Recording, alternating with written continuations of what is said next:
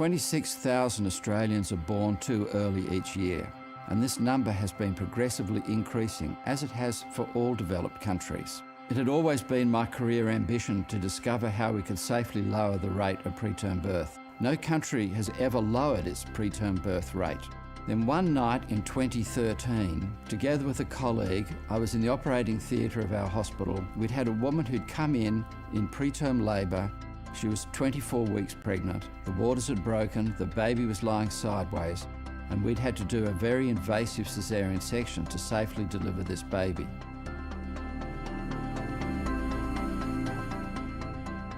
We handed the baby of 600 grams to the paediatricians, and I knew what lay ahead for the child and for the family. It was going to be months in the intensive care unit.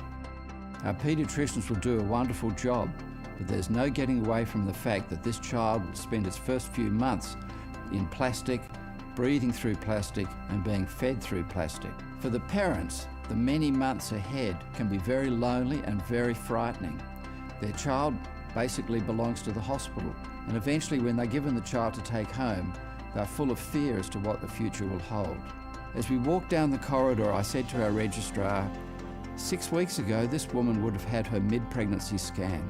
So how can we possibly leave this unattended to? How can we possibly continue to let women go past 20 weeks of pregnancy without doing all we can to make sure they're not going to have a preterm birth? So in the corridor outside the operating theatre that night in 2013, I decided that we had enough information to roll out across the state of Western Australia a whole-of-state, whole-of-population program called the Whole 9 Months, making sure that no baby would be delivered before 39 weeks of pregnancy without an obstetric or medical reason, and that the mid-pregnancy scans throughout the state would all include measurement of the length of the cervix. Because we knew by this stage that at 19 weeks of pregnancy, the length of the cervix, measured by ultrasound, can predict when birth will occur, and if it's shortened, we have a treatment that may prevent it from happening. In the first year, the rate of preterm birth fell by 8% across the state and by 20% in our major centre.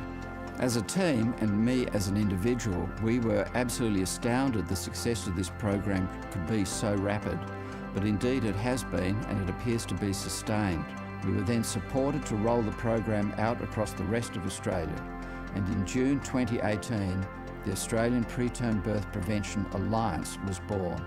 Australia is now the first nation on earth to have a national program aimed at lowering this major complication of pregnancy. There's no doubt that in the field of prevention of preterm birth, Australia is now a world leader. And there is no reason why we can't continue to expand this effect and that the rest of the world can follow.